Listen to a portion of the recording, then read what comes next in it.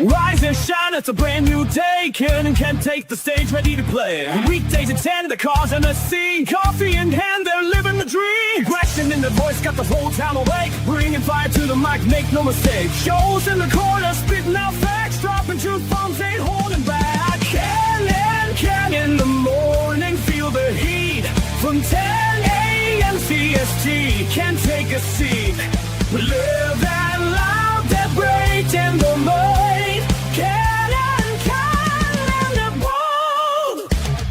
Light up your speakers, crank up the sound. They're talking about life upside down. Opinions exploding like a sonic blast. In the studio, they're built to last. With passion and grit, they engage and ignite. Every single week, they're a force can't fight. From sports to politics, This is a Huddle Sports Network broadcast. You can find us on Roku TV, Amazon Fire TV, Facebook, and of course YouTube. Get all your NFL news here first. Good morning. Good morning, Ken. Good morning, Fred. It's Super Bowl weekend. Can you believe it? Yeah.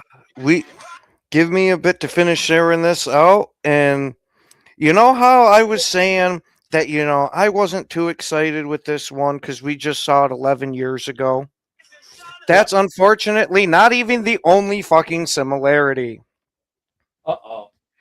The similarities between the last Super Bowl between the Patriots and Seahawks in 2015 and the Super Bowl now in 2026. The Seahawks are the betting favorites. Josh McDaniels is the Patriots OC. Seattle has the best defense in the NFL. Seattle's safety was hurt in the practice the week of the Super Bowl. The Patriots are wearing white jerseys. The Seahawks are wearing navy jerseys. NBC is on the broadcast. Chris Collinsworth is on the call in the home stadium of an NFC West team. And, of course, played on a Sunday, but that's a given. Well, similarities. Good morning, Jeremy. So I'm glad I'm not the only one here that's sitting here thinking like, dude, this just feels like a retread. Well, I don't know. And they got Bad Bunny at halftime. Oh, What an appropriate name.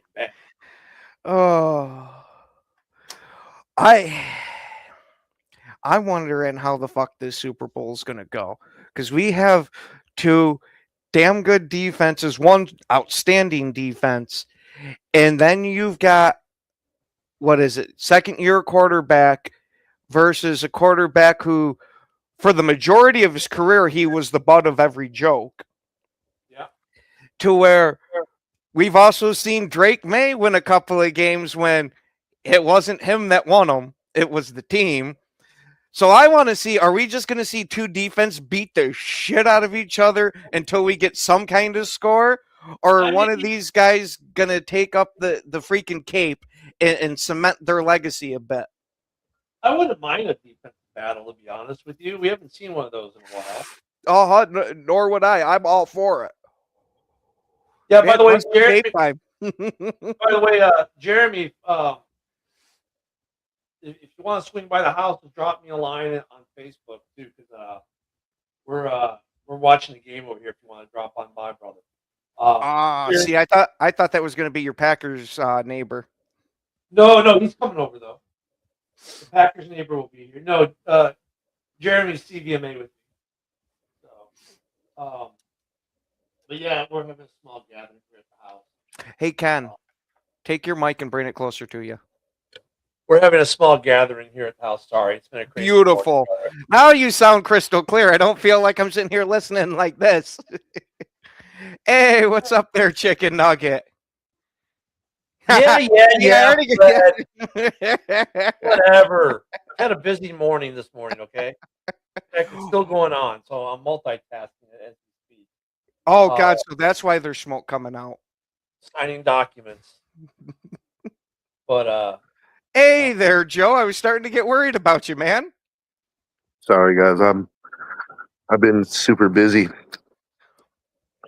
I was up till 4:00 in the morning the night before last because I was basically developing this this theological position, sort of I guess you could call it a synthesis, and I sent it to one of my professors because I think I may have potentially solved an issue that's basically had people arguing like for about 120 years.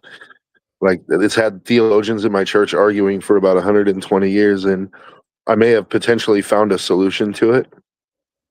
So I sent it to my professor to have him peer review it, and then I also sent it to the religion department, the head of the religion department, to have him peer review it as well. So Did it have Oh, you anything to fucking do know, with that's people fucking going? awesome. Did it have anything to do with people going to the octagon? no. No, this Yeah. isn't going to be in the octagon. This one's going to be in the parking lot, and we're just going to use shoes as the ring. Oh my fucking Fred, he really is Joe Rogan. But yes, Fred, back to the other comment. You want to see if Pete Carroll and Marshawn Lynch is in attendance. I want to see if we're going to get a full repeat of the Super Bowl 11 years ago. But it'd be fucking hilarious if it was New England this time. But seeing Drake May throws the pick on the end zone, like right on the goal line. No, you know what would be even funnier than that? Marshawn Lynch has a sideline pass. He goes over to Drake May and laughs in his face. Or in Mike Vrabel's face. He laughs in Mike Vrabel's face. I'm all for that, but I want to see Marshawn Lynch with a sideline pass. Let's have this happen again with the Seahawks. But before it happens, have him go running over to the coach and start fucking screaming at him for the coach to call the timeout. Okay, Lynch, we'll run it this time. Oh, I don't know. I mean, like, we're gonna watch the game here. I don't know how. We're just not as pumped up for this game as we normally are. It's just like, I don't know. It feels anticlimactic for the season that's gone on. You know what I'm saying? Not for me. I actually think it's going to be a good football game. Like, I mean, do I want the Patriots in there? No, but like Mac Jones has earned it, man. Like he's had, I feel like, an MVP season. Or not Mac Jones, excuse me, Drake May. I don't know why I was thinking Mac Jones. No, I mean, no, I don't disagree. I agree with you, Joe. I mean, look at the Patriots story is they earned it, and I'm not saying either team didn't earn it. No, I know. Saying, like the storyline, I don't know. For me, it's just falling a little bit flat. I hope it's going to be a good game. Mhm. But it just the overall feel for this game is a little flat for me, and I don't know if it's because of all the extra crap that's gone on. The Belichick thing, the Bad Bunny thing, all that stuff. I don't know. Ken, I have a theory for that. I would venture a hypothesis that it's because we've had Kansas City in the Super Bowl for the last 5 or 6 years, so you've always had somebody to root against. Whereas here, you don't really have a rooting interest, which is why it's so disinteresting. I mean, at least they got it partially right yesterday with the Hall of Fame inductees. That Evan Vinatieri's the first ballot, right? That's great. Breeze, Fitz, Roger Craig, Drew Brees, Larry Fitzgerald, Roger Craig, Evan Vinatieri, and Luke Kuechly all get in. I'm cool with that overall, even though I think Witten was a snub. Yeah, I think I would have put Witten in before Luke Kuechly just because of the length of his career and his overall like stats and accolades. Like Luke Kuechly only played like 5-6 years, man. Yeah. I was gonna say, but during those 5-6 years, yeah, he was the best. He was the best at his position. I'm not doubting that. But Witten was also top 3 to 5 in his position too. Yeah. I mean, Breeze and Fitzgerald, okay, and then Terry, right? Vinatieri is obvious, I think, for a lot of reasons. I'm not so sure I'm sold on Roger Craig and Luke Kuechly. I mean, egregious. I'm going to say that this is not egregious. It's not. But well, I don't remember. Was this Luke Kuechly's first time eligible? Yeah, Yeah. I think so. Yeah, it was. But I don't what know makes about him being the first ballot. putting Roger Craig in the Hall of Fame is not egregious. Putting Roger Craig in at the expense of Bill Belichick is egregious. That's Yeah. my opinion. I agree. Roger Craig was a good player, man. Like, let's not get it twisted. Like, you know, that 49ers team, they had so many superstars that, you know, Roger Craig might get lost in the mix, but that dude was a solid contributor, man. I know because I grew up with those Raider Niner games, and you know, Roger Craig was pretty good, man. And Tom Rathman too. I mean, Tom Rathman was Roger Craig though getting in, you know, I mean, okay, his last year of eligibility. I'm sorry, that's a shit argument. When Belichick should have gotten in because Belichick is obvious, right? Oh, but it was his last year of eligibility, and he didn't get it all those other times for a reason too. So I mean, I'm not upset he's in, but I'm upset. But putting him in over Belichick to me is egregious. Yeah. You know, I mean, this. Oh, I'm gonna let him in because it's his last year of eligibility. Well, you had all these other years you could have let him in, and you didn't for reasons. So it's just kind of bullshit. You know, It almost seems like somebody was really pounding the table for Roger Craig, and like they got a bunch of other voters together and talked about it, and like, hey, look, like, who are we going to leave off the list this year so that we can let this guy in? Like, Joe, and just you so let you in the know, winningest Super Bowl coach in history off. Yeah. the wind was missing you yesterday. oh,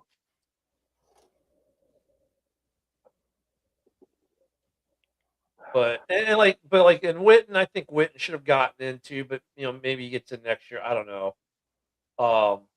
yeah, Brent Jones, man.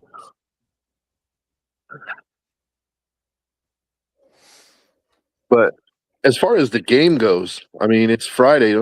We should probably like get into the game a little bit, the actual X's and O's and the matchup, right?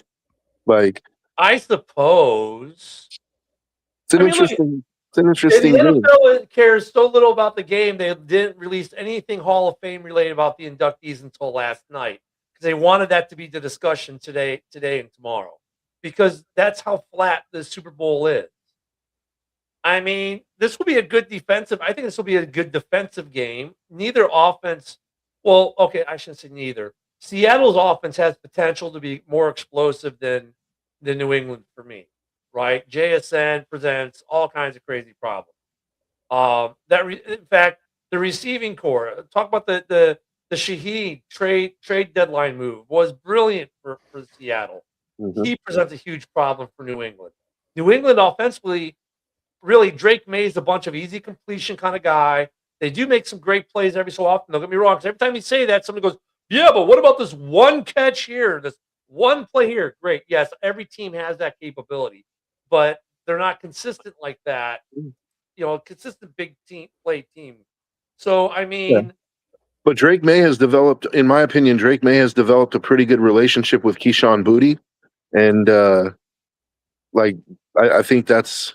I mean, Keyshawn Booty is not JSN by any means, but he's capable of making some plays. And Travion Henderson, I mean, dude, he's a rookie. Imagine being a rookie and you're in the Super Bowl, your first year playing football, dude. Like, And have a prominent role. and and you're the starter. You're one of the, you know, you're going to see a lot of playing time. I actually think, to me, I think Travion Henderson is actually the X factor for the New England Patriots. I think his big play ability, his ability to hit the home run, is something that Seattle is going to have to watch out for. I think they're going to have to be very disciplined in their lanes, their blocking, their tackling scheme. You know, their zone scheme, or their gap scheme, I should say. Forgive me, I don't know why I'm having a brain fart, but they're going to have to be disciplined in their gap scheme, and they're going to have to be gang tackling, dude. Because if he gets in the open field, he can hit a home run. I mean, Seattle's defense, though, I don't know how much of a problem New England's offense presents to them. Like, you just got done with Matt Stafford and that offense with that good receiving core, and they have a good running back room, which I think is a better offense than what they're facing. By the way, Yeah. Chicken Nugget, if you follow me on X, I can send you the link. All right. I was going to say, follow me on or X. now that JB's here, JB can just send it to you. Yeah. Yes, Yeah, I if you follow can. me if you follow me, And I just followed you on there too, Chicken Nugget. So next But time we I won't would- have to go through the rigmarole. I would make the argument though, Ken, that like even though you're right, technically on paper, like Seattle is a much better offense and probably a much better defense. Like teams have a tendency to play up to the level of their competition in big games like this. So I wouldn't be surprised if New England's offense actually, especially like I said, to me, Trevion Henderson is the X factor in that offense. Like his ability to hit the home run ball, you can be disciplined all day. All it takes is one missed tackle and the guy's to the house. well, I mean, I get that, but it's like they just played an offense that had the same capabilities and actually had more of that capability. I mean, great. New England has Trevion Henderson who can hit a home run ball and break one. Okay. The Rams had a couple wide receivers that can do that. They had 2 running backs that can do that. They have a quarterback that can just make crazy crap happen. I mean, they just played a better offense. They literally just beat a better offense. So, I mean, yeah, Fred, I mean, is it going to come down to a bad officiating call? I mean, honestly, this game to me is like, I think the NFC Championship was a harder game for Seattle than this game.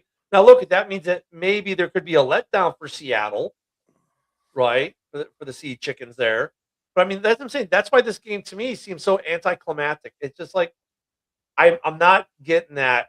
Oh, yes, it's a Super Bowl vibe. It's just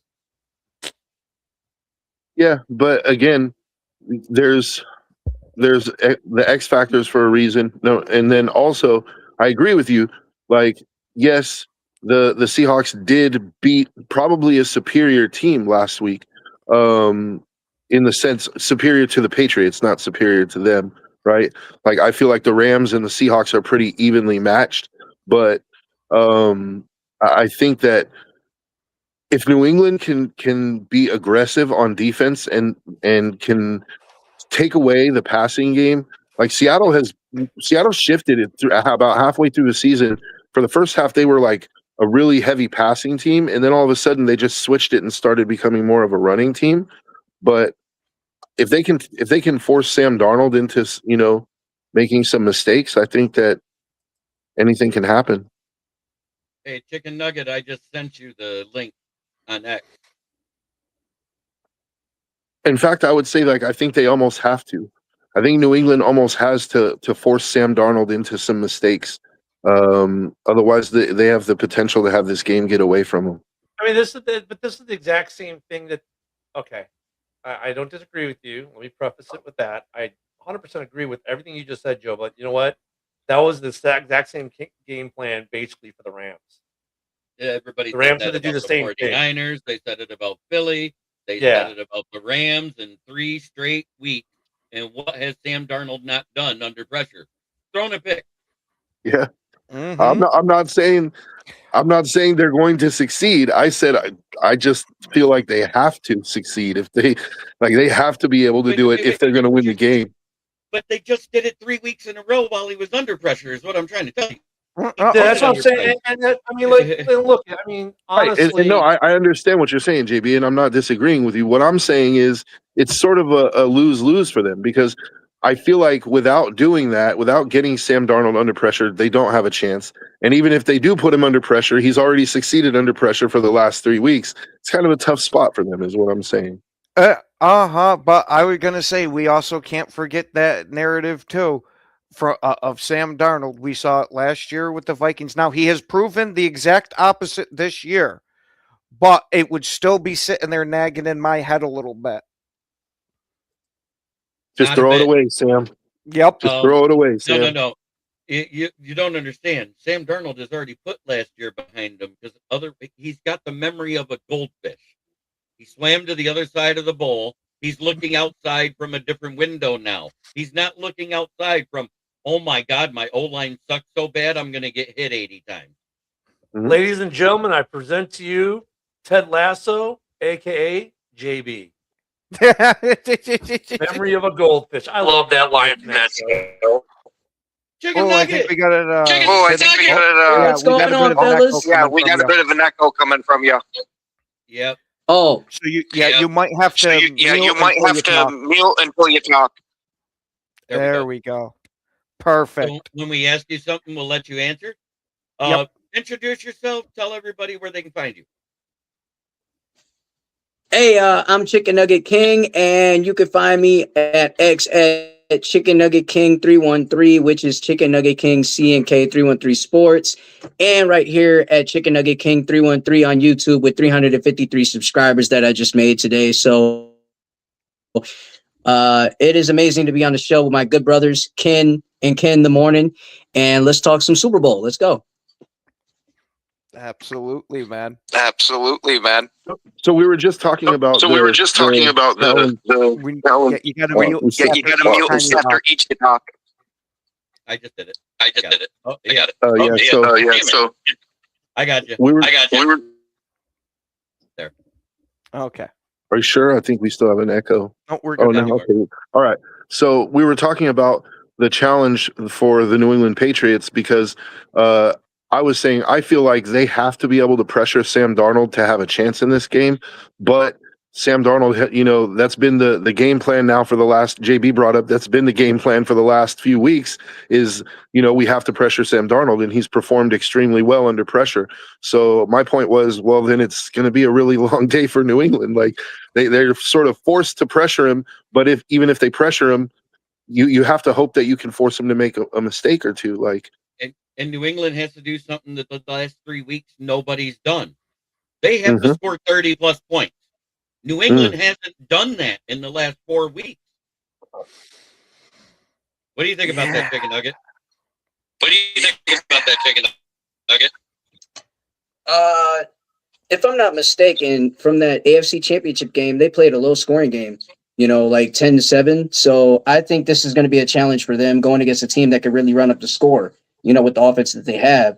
And if K9 can get it going in the backfield, then he can definitely, you know, help, you know, Sam Darnold flourish and hit the right passes and make sure that his, you know, team gets connected with 20 to 30 points in this game. And I think defensively, it's going to be more of a fundamentally defensive game than it will be an offensive game. I understand offense is going to do what they're going to do, but defense is definitely going to take control of the game. I do have breaking news. Jim Brown, the Browns defensive coordinator, Jim Schwartz, has resigned. Oh, we knew that was gonna happen. We already knew that was gonna well, I happen. was going to say that was speculation. We were still teeter-tottering a little bit with it. But Viva Las Vegas. no. Okay, well, now we've heard enough from Joe for today. What do you think about that, Chicken Nugget?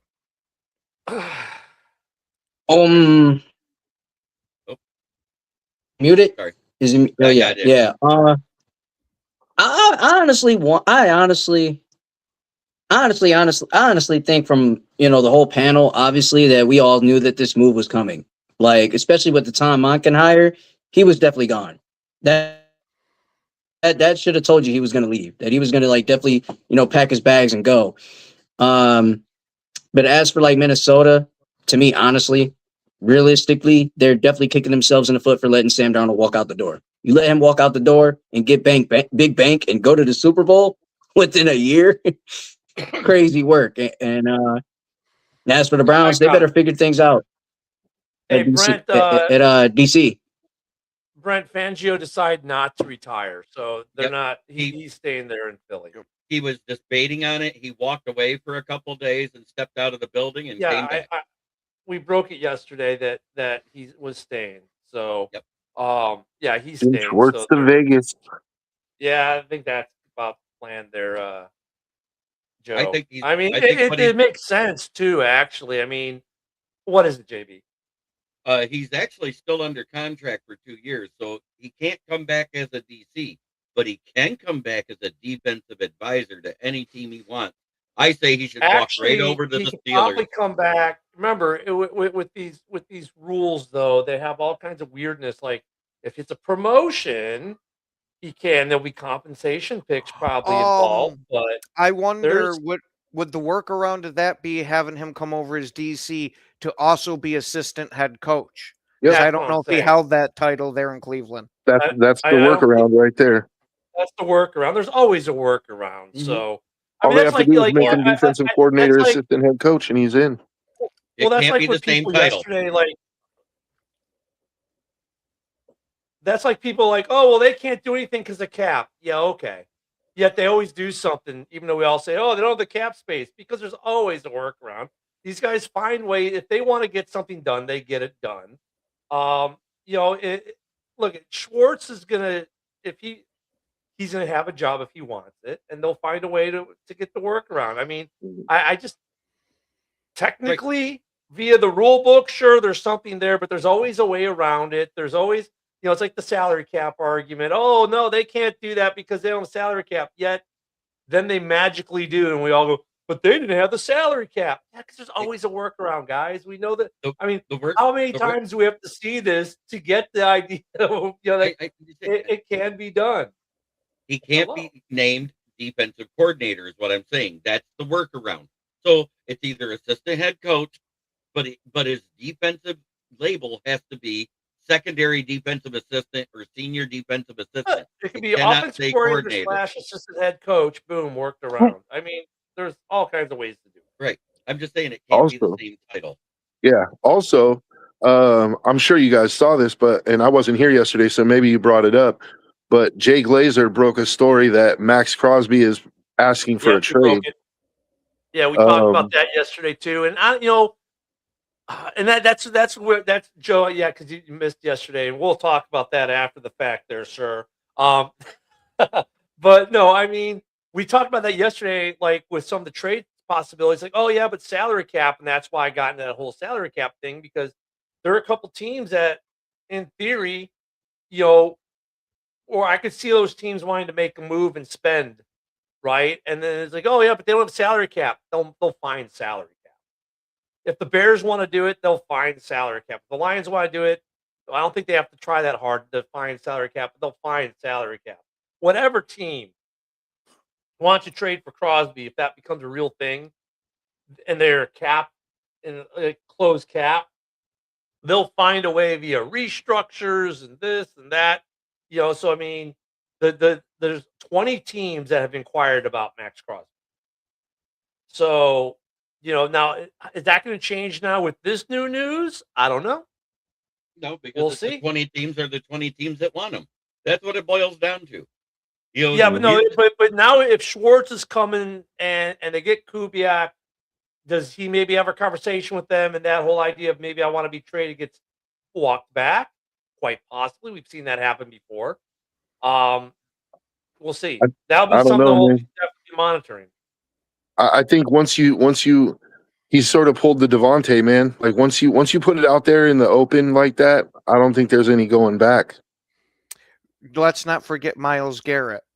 He Yeah. said he wanted to be completely out of Cleveland because he wanted to chase a reign and all of that. Where is he now? Yeah, Yep. I don't know, man.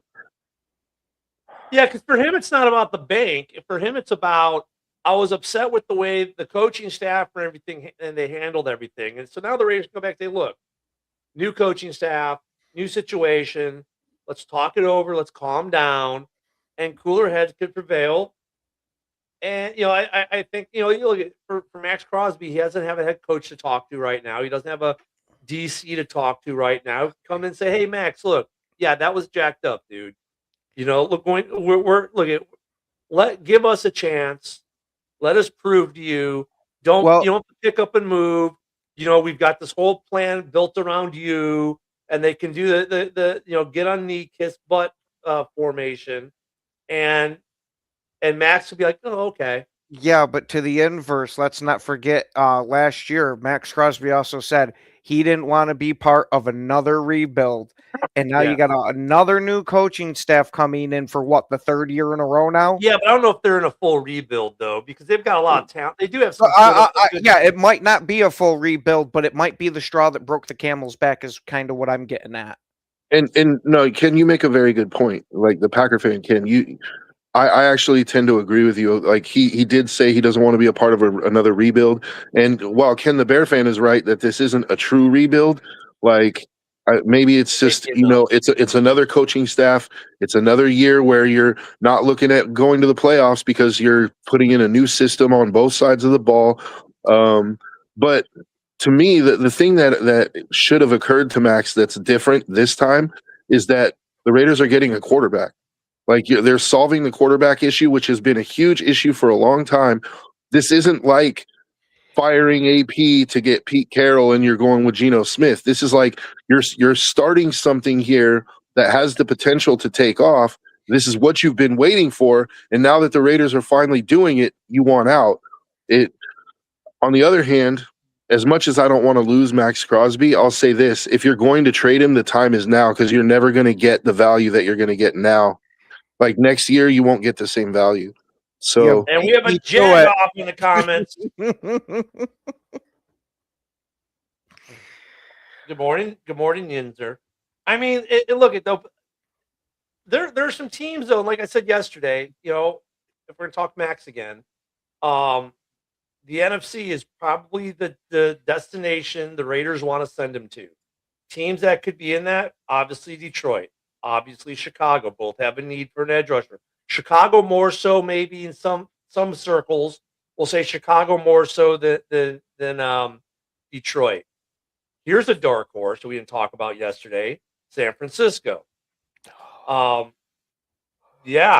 Oh, why? Why? They're not something you should ever put out into the universe. They're not a dark horse. They're actually like they've made their interest known. They want Max Crosby. And I heard from my circles, I heard they made one of the better offers for him.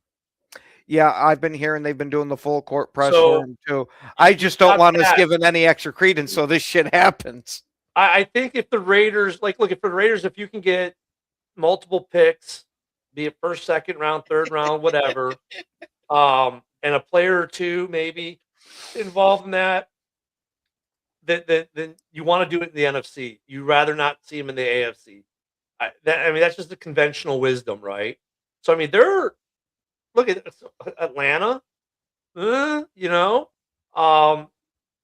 could be on that, or even, and they'll find the money, the Buccaneers, Carolina, there's a lot of teams in the NFC who would be I think the Lions, because of Max Crosby's hometown love there, I think they have a really good shot.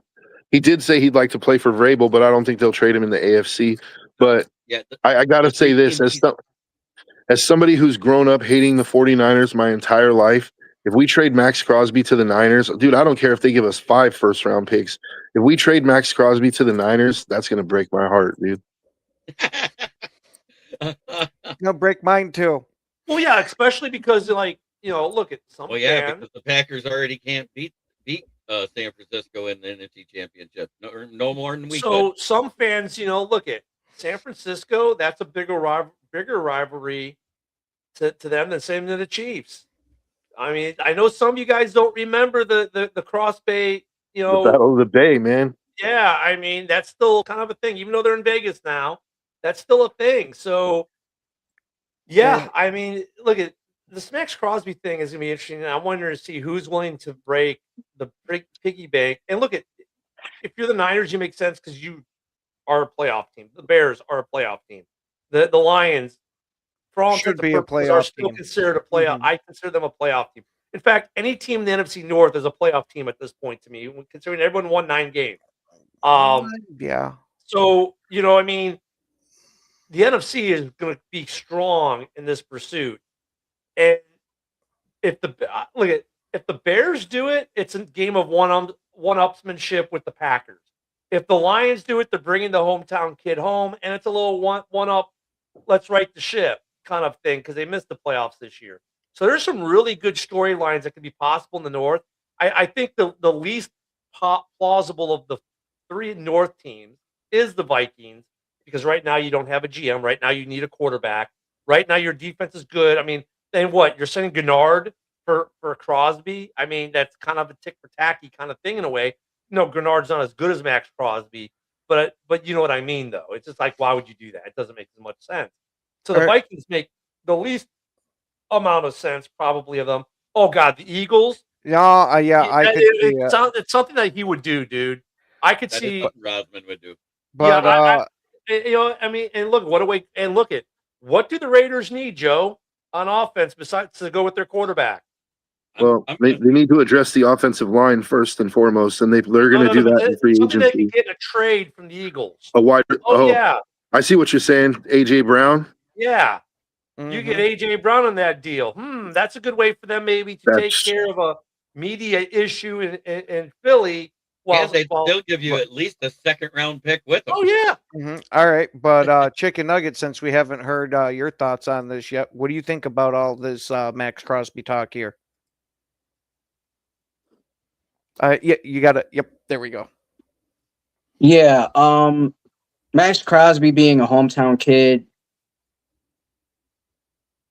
it makes sense to, and he's all about making it to the playoffs and being locked in. And it's 20 other teams that has so much, interest in him. So that's great to see. But time and time again, you don't want to fall off the mountain. You guys know how that is when you're in NFL. You don't want to fall off the mountain and rebuild over and over again. So it's only right that he steps out of his comfort zone and go back home, or whether go back to Chicago. So whoever gets the best offer has a chance to make this Super Bowl and win a championship. That's the guy that's going to make your defense be even more elite, be number 1, in fact. So Max Crosby, the number speaks for itself. I respect the guy. So if he fits in with Aiden Hutchinson, and go take a shot at him. And speaking of that, Aiden Hutchinson said he would love to have, Max Crosby play alongside him. Oh yeah, he did. I'm sure Montez Sweat would say the same thing. I'm sure that I'm sure 90% of the teams that have one great defensive end, Micah Parsons would be saying the same thing. Like, shit, Micah Parsons is saying, "Wait, you want to put me with Max? Yes, please." Dude, I would take Rashawn. I would take Rashawn Gary and toss him over to fucking Vegas myself. So, look at Chicken Nugget that brings up a point though. Like, look at this point in your career, if you're Max Crosby, you're thinking, okay, I need to get into the dance. Yep. I need to get to a championship game. So that's why the North is appealing, because you got at least 3 teams. And Fred, I agree with you on the Vikings to a degree. The Vikings the only issue they need to solve, and it's a big issue, I grant that, is quarterback. They've got a good defense. They've got a lot of offensive weapons. Now look, if JJ McCarthy next year all of a sudden plays well, they're a playoff team, right? So, I mean, or if they bring in a veteran quarterback or whatever the case, but if they solve the quarterback issue in any way, shape, or form, they can be a playoff team. But if you're Max Crosby, you are at that point, you're like, I want the ring. So the Bears make sense with Caleb. The Lions make sense with that team with Jared Goff, and they're right there too. The Packers make sense as well.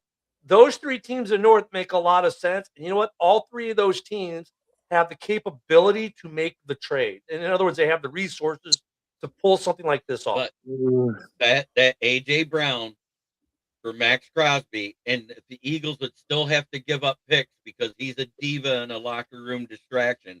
That might be more attractive than a buttload of picks from somebody. Oh yeah, for sure. That's why I brought it up, because like you're gonna have a quarterback, and you've got a great tight end.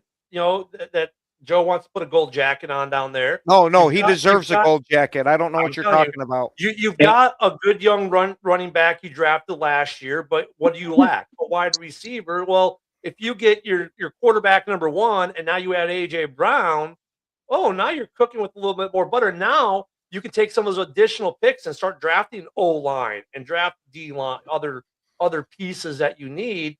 That's what I'm saying. Like that makes a lot of sense. The Eagles are still going to have to send AJ Brown in the 2nd and 3rd or something. I think if I send AJ Brown, you don't necessarily have to send as many first rounders. Go ahead, Chicken Nugget. And to piggyback off that, like you get a chance to see Fernando Mendoza work with AJ Brown. That's something that he would like to work with. That would be like a pick. That would be like a blanket for him. You know what I'm saying? All you got to do is build a good offensive line, get him AJ Brown, and he'll be good to go. Just need some more wide receiver depth too. You know, not just AJ Brown. You know, at the Well, helm. So yeah, that's a nice attraction. You know, Las Can Vegas. as a Raider fan, let me just say this: the reason why AJ Brown would be so attractive for the Raiders is not just because Fernando Mendoza would have a reliable number one. It's because it would take the pressure off of the young receivers that the Raiders just drafted last year to have to Right. step into that role. It would allow them the opportunity to grow into their roles in that. Because the Raiders just drafted 2 receivers last year, Jack Betch, who didn't play a whole lot, but he had some nice catches, and Dante Thornton, who, if he can put it all together, that dude is going to be amazing. He's 6'5", runs a 4.3. Like he's a field stretching nightmare. But you know, he made some nice catches early in the season and then started dropping them. So if he can put it together, you know, I think he has the potential to be a good number 2. Let me add this because Fred puts us in there. And look at if Romeo Dobbs hits the free agent market, Raiders have money. You get AJ Brown a trade, you sign Romeo Dobbs, you get your quarterback number 1 overall. Now Dobbs is a true number 2 who gets to act like a number 2 instead of trying to be a pseudo 1.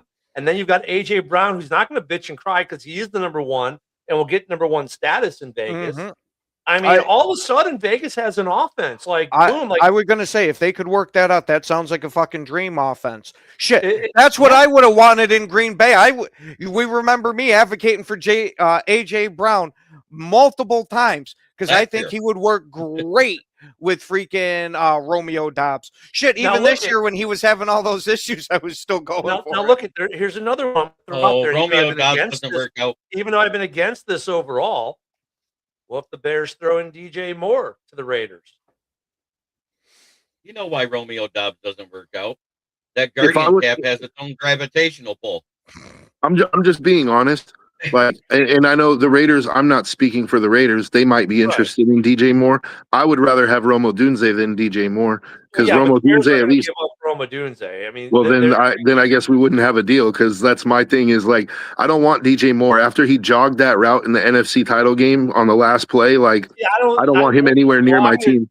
I'm going to disagree with you on jogging the route. I agree with Caleb. Where Caleb's like he said. I mean, I don't know how many more times Caleb has to say it or Ben Johnson. DJ ran the route he was supposed to route. There was a miscommunication between him and Caleb because Caleb wanted him to flatten out while in the play, and for some reason that signal didn't get to him, and so he ran the route he was supposed to run, and he would have been open. So okay, take that for what it is. But I mean, still, if you're the Raiders, DJ Moore is a quality wide receiver, and depending on what the other compensation they throw in, I mean, these are the things that the Raiders are looking at. You're looking at possibilities where, to be honest with you, are the Eagles even willing to trade AJ Brown? Who knows? But you could see a possibility where you're getting like a guy like an AJ Brown or a DJ Moore, or I don't think Detroit would want to send JMO, but maybe a guy like JMO as part of a package deal, a good wide receiver and a pick or a couple picks, even second, third rounders, whatever. For Max Crosby. Okay, well, maybe not JMO, but St. Brown, whoever, but a wide receiver is the point I'm trying to make, JB, okay? It's not that, usually we tend to think it's draft pick centric with these trades. But in this case, you've got a couple teams who could possibly give up a receiver, which would make it more enticing for the Raiders because all of a sudden they can instantly fix the offense. So, now the Niners don't really have that to offer. They do. How about the Rams? How about Ayuk? Yeah. No, I'm good. How about the Rams send Devontae back to the Raiders for Max Crosby? Wow. Just so he can languish on the bench for the rest of his career. So there's some possibilities there. This Max Crosby thing, I mean, God, but I want to ask you a question, Ken. I want to flip it back on you because you said there's no chance that the Bears will give up Rome. So if DJ Moore is such a quality wide receiver, why is it that you would rather give up DJ Moore than Rome? Because youth, it's more the youth side of it, upside of it. I mean, look, I think DJ Moore is a big part of this Bears offense. To be honest with you, I think losing him or Rome hurts. Even with Luther Burden there. However, though, if I'm looking at where they're at in their careers, I would rather give up. If I had to give up one of the two, I'd give up DJ because Rome has more longevity. Even though DJ is, still has less injuries in his career than Rome does. Not even but- just that, but the connection that Caleb Williams has with Rome versus Yeah. DJ. I am That not too. moving off of that. Him and Rome seem locked at the hip. They've been locked in the hip since they've got on an airplane from Southern California to go to the draft. Well, that's You know why what it I'm took saying? so long for them to sign. They were waiting for the bunk beds.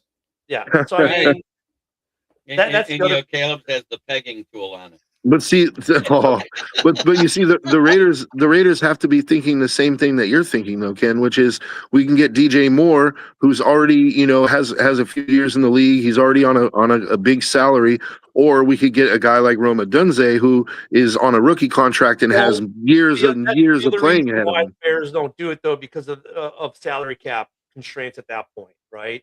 You're going to get rid of a rookie contract for a big Max Crosby contract. Now you got to work more magic.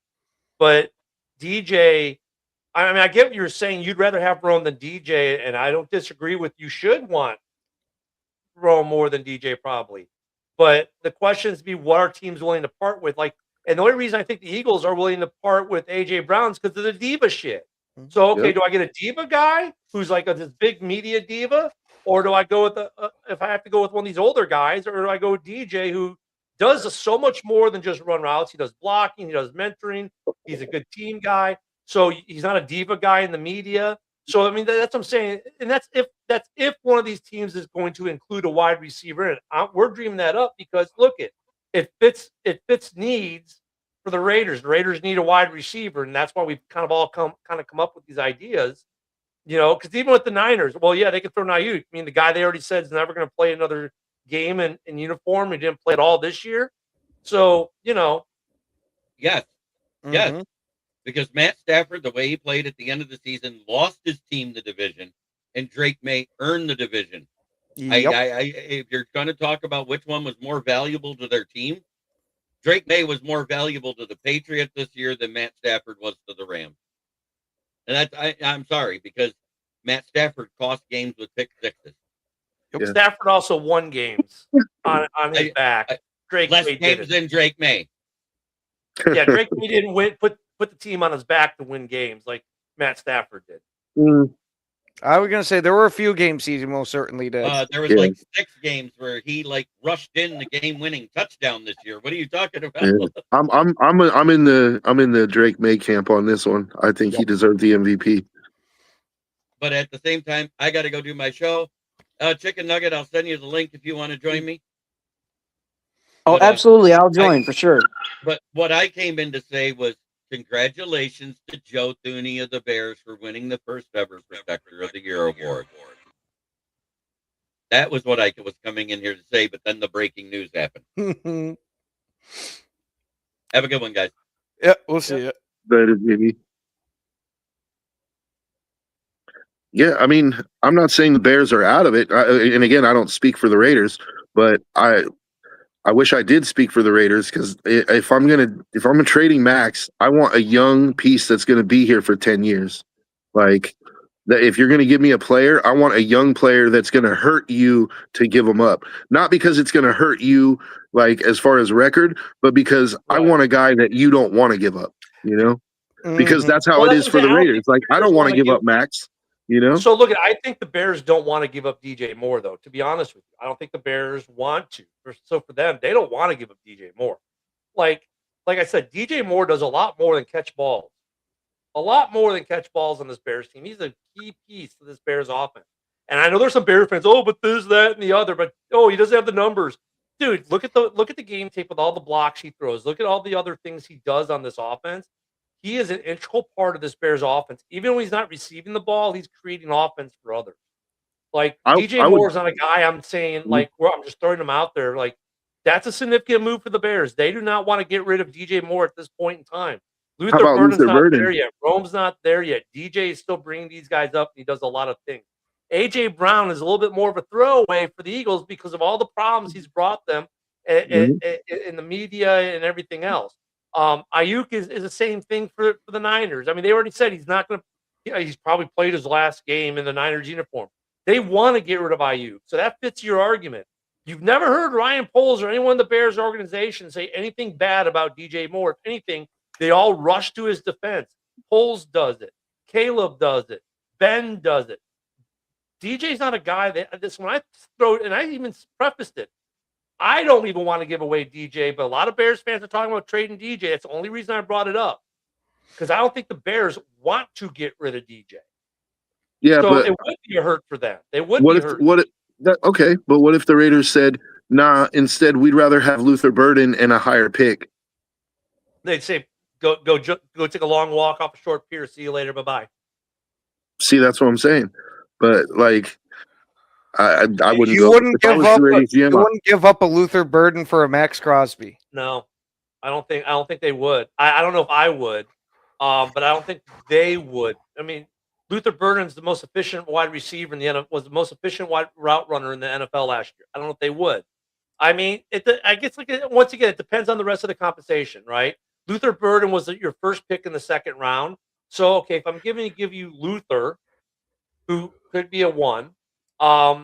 It depends on what else they have to give up. So if any of these wide receivers we're talking about, it depends on what the rest of the compensation is. Now, if you want to do it straight up, they'd probably be like, yeah, sure. Straight up, no way in hell. No way in hell. I know, Ken. I know. But I'm saying, if they said, well, we'll just do it straight up, they'd be like, okay, sure. I was good. But if it's like, hold on, let me finish the thought, Yeah. Ken, before you jump in, because I mean, I know no one's going to take that. That's obvious. So let me go through the progression. If they said straight up, they'd be like, sure. But if they said, hey, we want Luther in a first, they'd be like, probably no. But if it's like, how about Luther in a third? Maybe. Or Luther in a second? Possibly. But they're not going to do Luther in a first. Now, would they do DJ in a first? Maybe. Right? So that's what I'm saying. That depends on what the different combinations of compensation would be in that situation. I mean, it's the same thing for the Lions. Like, they'd have to give up JMO or they'd have to give up St. Brown in that scenario. If the Raiders want a receiver in return plus pick, so would the Lions be willing to give up St. Brown in order to get Max? Probably not. they'd be they give up foolish to give up JMO? St. Brown. Maybe. Yes, but what we're talking about relatively in the league, and not we as in us, as in like the general, is that Max Crosby is going to go for multiple first-round picks. If you were trading Luther Burden, that would be saying that you think that he would be worth multiple first-round picks if you wouldn't offer him and a first round. I could give you that he's worth a first because of how he played. I'll give you that, but not multiple. To where we're given a third round, a second, maybe if you're combining it with maybe next year's like second round pick too. Yeah, that's what I'm saying. I mean, and look, let's be real here. There's only a couple teams who have the capability in a trade to give up a wide receiver.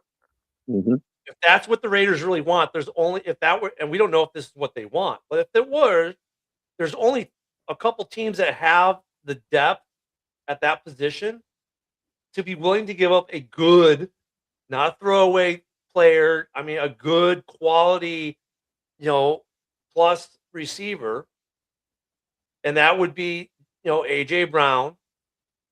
The Bears could do it, and they'd probably it would be DJ Moore, be more likely to keep the youth thing going with Caleb, and the Niners. But the Niners killed themselves with what they've said about Ayuk. And the fact that Ayuk didn't play the entire season doesn't help. So, what other teams are deep enough? The Vikings could pull it off with Addison, because they don't know if they're going to have the money to re-sign him. That could be something. I mean, I would take Addison in second.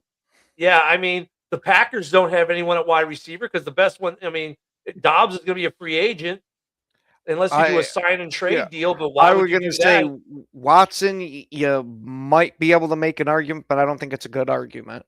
Right. So I mean, I'd much rather just take the flyer on him because we'd have to dump so many freaking picks with it that I think it'd be useless at that point. And if you're going between AJ Brown and DJ Moore, which one's less of a diva? Which one's more of a team guy? Which one's I'm taking AJ Brown.